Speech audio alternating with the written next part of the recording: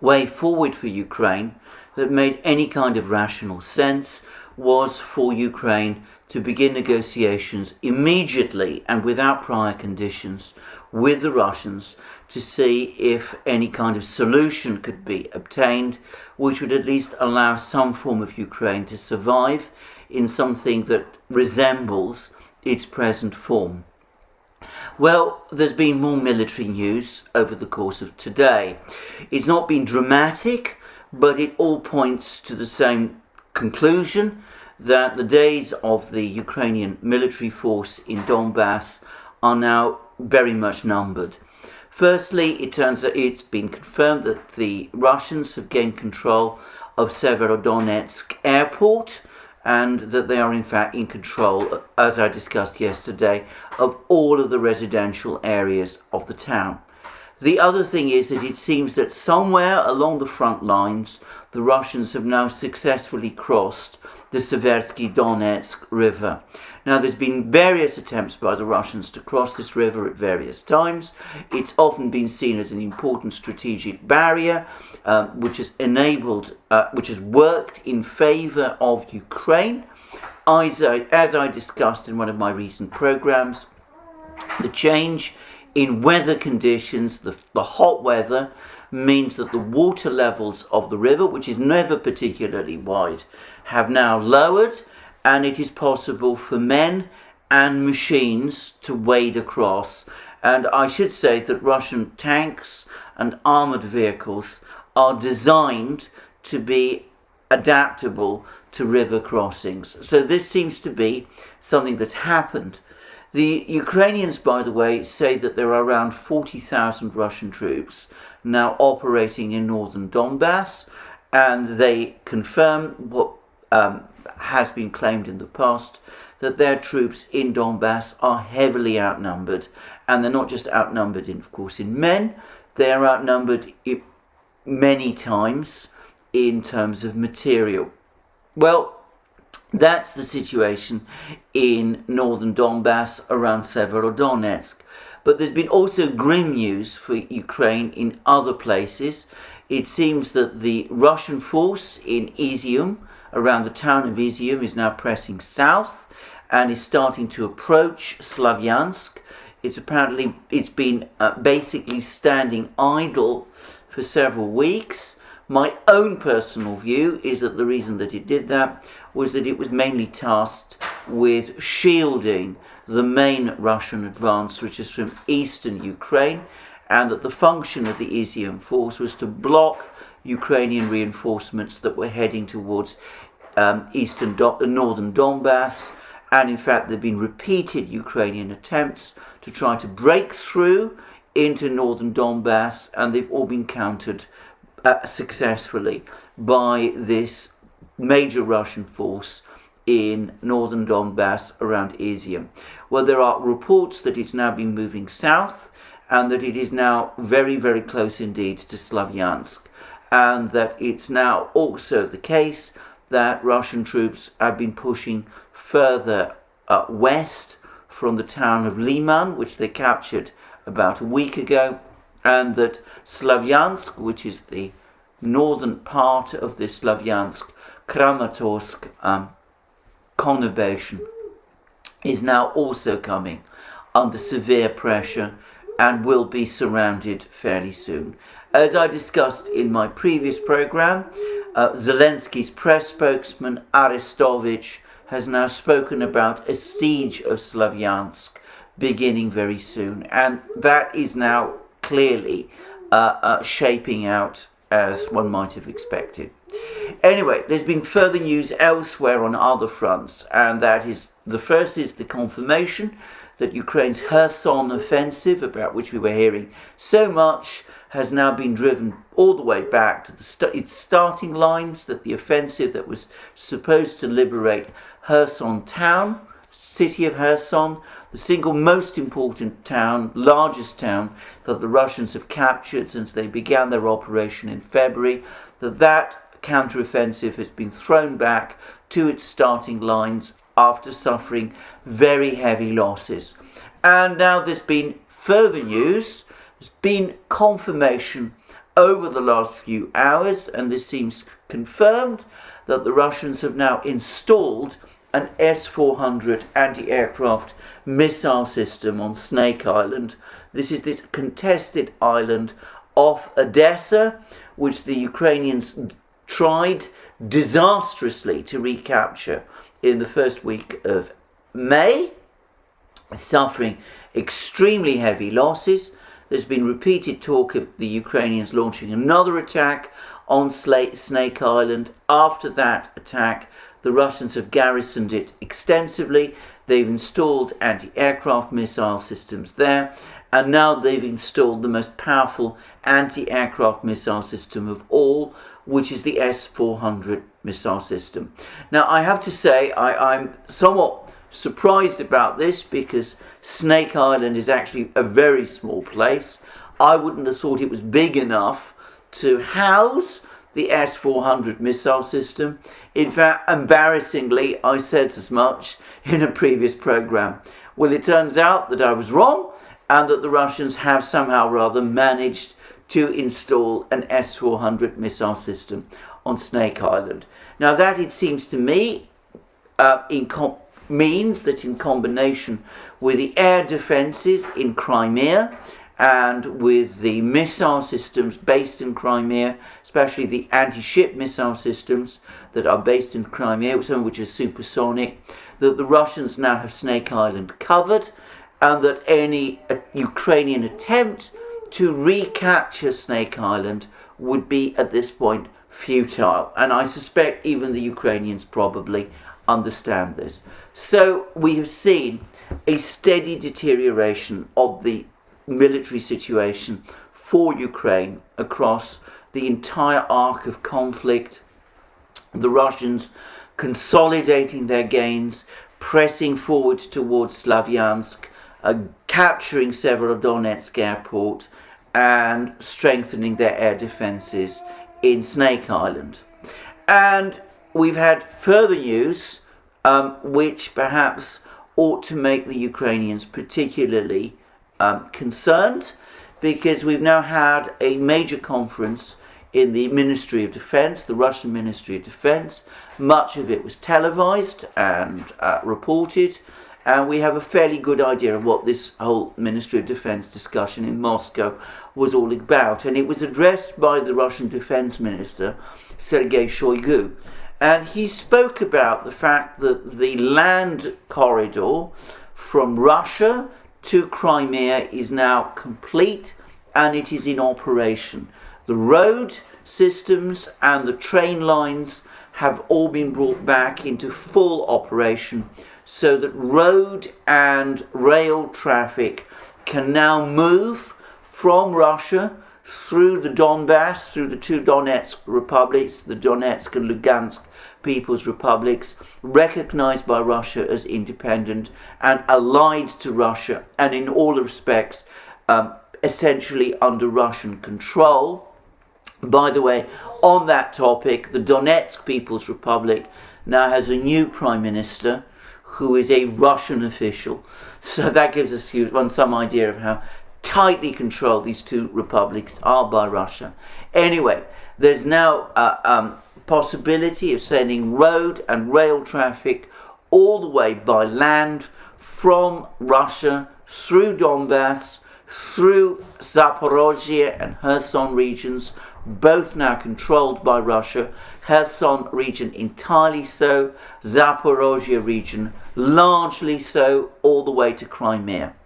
And this has a logistical bearing, not just in terms of the future of Crimea and of the future diplomatic and political settlement of the conflict, but it also has a bearing in terms of the logistics of this military operation. Because what it now means is that the Russians can transfer many more armaments, tanks, armoured vehicles, rocket launchers, air defence systems by rail through Donbass to every part of the front line in southeastern Ukraine. And of course, this changes the logistical picture radically. It means that the Russians are able to reinforce their forces, to supply them effectively, and that, of course, is going to have important implications for the way in which the military situation works out. Now, there is, however, perhaps even more importantly, a political dimension to this. Now, in my previous program, I spoke about how it seemed to me that President Putin of Russia was leaving the door ajar for future negotiations. And he was very careful to speak of the Russian military's special operation in Donbass. When he slipped out the word Ukraine, he immediately corrected himself and started talking about Donbass. And I've said that this seemed to me to be an attempt to leave the door ajar open for negotiations with Ukraine. Well, within hours of Putin's interview, we started to get clarification from anonymous Russian officials. Now, Russian officials don't usually speak anonymously, but they did it on this occasion, and they spoke principally to the Russian newspaper Izvestia, and they made it absolutely clear. They made it clear beyond any possible doubt that in terms of any diplomatic settlement, this time Ukraine must be prepared to cede not just Donbass, not just the Donetsk and Lugansk People's Republics and Crimea, but also Zaporozhie region and Kherson region as well. And by Zaporozhie region, I understand that the Russians mean not just those areas in Zaporozhie region which they currently control, which in territorial terms is the greater part of Zaporozhie region, but the city of Zaporozhie, which is a major industrial centre and which is still under Ukrainian control. And these same sources, we don't know who these were, but these same sources apparently made the point that if Ukraine had negotiated on the basis of the Minsk agreement, it would have lost Crimea, but it would have retained the whole of Donbass and the only parts of Donbass which would have been subject to a special autonomous governmental system would have been the areas of the Donetsk and Lugansk People's Republic within the ceasefire lines agreed in 2015. Now, if Ukraine had agreed in March to negotiations, Ukraine would have lost Crimea and it would have lost the entirety of Donbass. That's to say, it would have lost Donetsk and Lugansk regions. Because they didn't do that in March, because they listened to the false counsel of people like Prime Minister Boris Johnson of Britain, because they pulled out of the negotiations and clawed back all their concessions. Now, if negotiations begin anew, begin afresh, this time they will lose much more territory.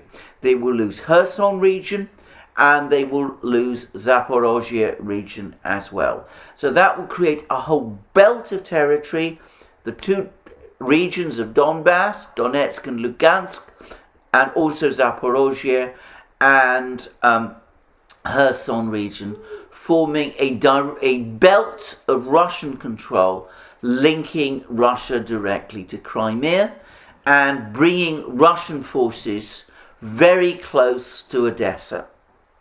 Now, the implication of these briefings by these anonymous officials to Izvestia is that, of course, if Ukraine holds out further, if it suffers further defeats, then it will lose even more territory, and as part of every negotiation, any future negotiation, then it won't just lose, in addition to Donbass and Crimea, Kherson and Zaporozhye region, it would lose other regions as well. And of course, the great prize is the city of Odessa. The fact that the Russians have consolidated their control of Snake Island shows that they continue to be focused on Odessa, and ultimately, with all these logistical systems now established, with the railway and road links established, they can assemble very large forces close to the towns of Nikolaev and Kryvyi Rog, which basically act as a shield for Odessa, and they would be in a position very quickly to advance on Odessa itself, at which point the land corridor stretching all the way from Russia to the breakaway region of Transnistria in Moldova would be complete, and Ukraine would have entirely lost its entire coastline, and perhaps the city of Odessa, which is perhaps the most important, at least from a Russian point of view. Well, that is a disaster. That would be a disaster for Ukraine. But of course, it probably wouldn't just stop there if the Ukrainians refused to recognize the loss of Odessa, if they were to keep fighting. Well, other places would probably be lost as well. Kharkiv, where the Russians remain very much at the gates of the city. Dnipro, which the Russians still call Dnipropetrovsk. Other towns like Chernigov and Sumy. Ultimately, Kiev itself. Eventually, central Ukraine. Places like Kremenchuk, Poltava, Vinnytsia. I'm using the old pronunciations of these cities, which I've learnt from previously. I do understand that Ukrainians pronounce some of these names differently from me. I apologise in advance for that. I'm not going to pretend I haven't been able to keep up with all the various changes of name.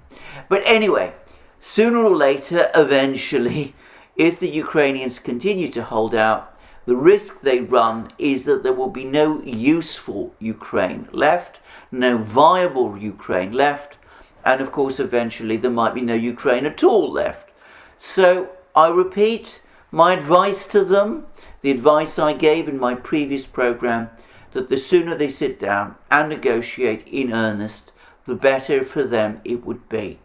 Now, alongside all this crisis, this crisis situation that we're seeing in eastern Ukraine, alongside the news of the railway bridge, we had this defiant comments from President Zelensky.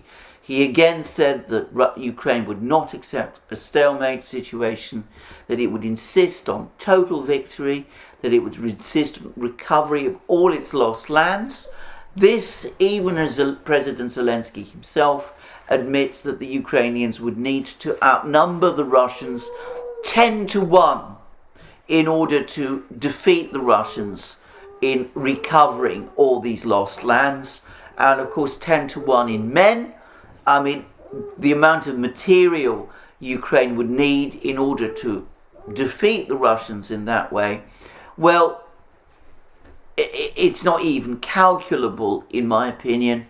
I doubt, to be straightforward about it, whether even NATO has that level of military power in order to achieve that kind of reconquest. So it is fantasies. And I'm afraid the sooner Ukraine drops all these fantasies, starts thinking seriously about its military options, the better for Ukraine it will be. Now, alongside all of that, we learned that there's been more discussions between Ukraine, Russia and Turkey, or Turkiye, as we must now apparently call it.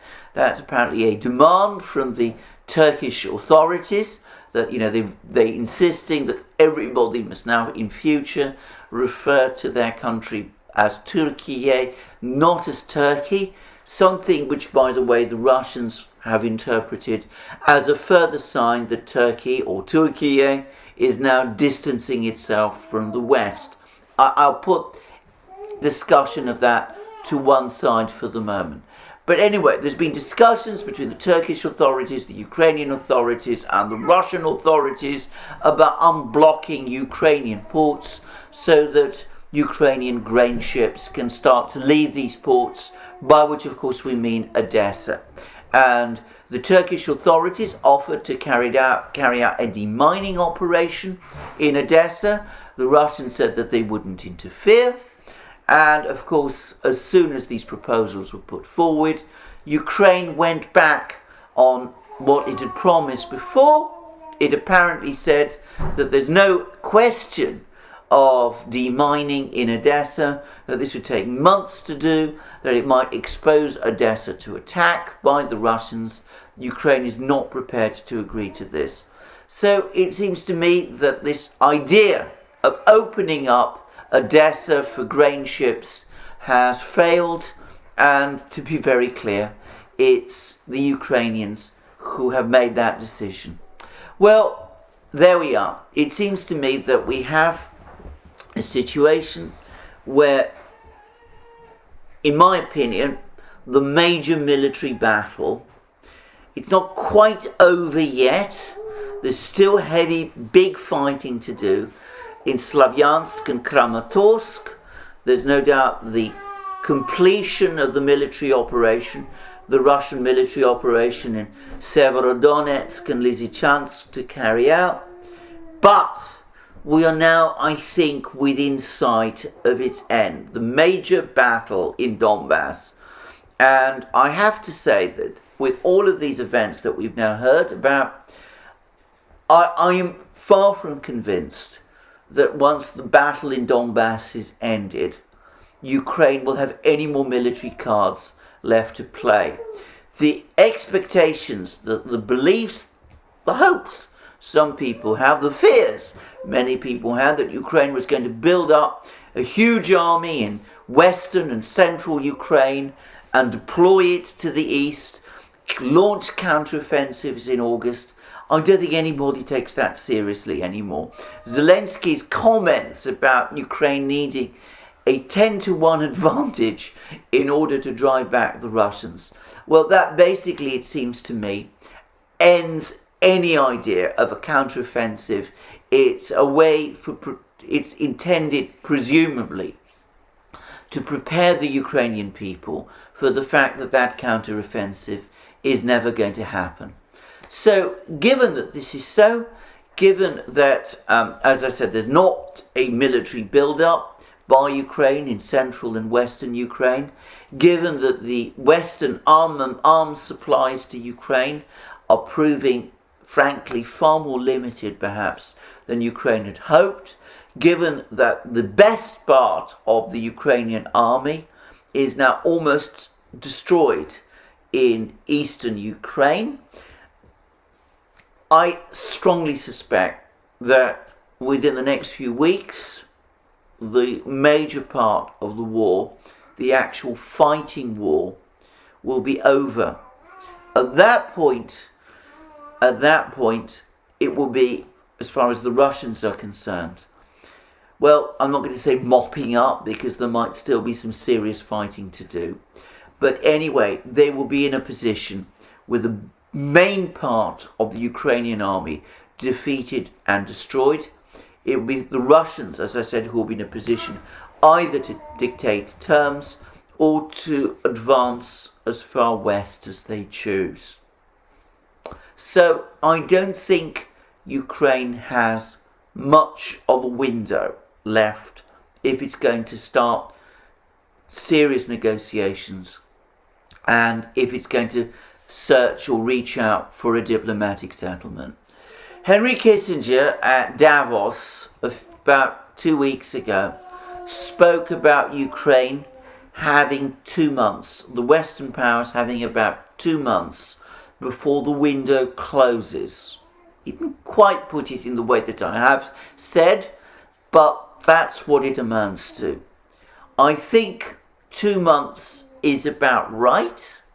I think that unless Ukraine settles and negotiates and comes to an agreement with Russia within the next 2 months, before the end of August, then I'm afraid the question will no longer be decided either on the battlefield or on the negotiation table, but in the Kremlin by Putin and his senior officials.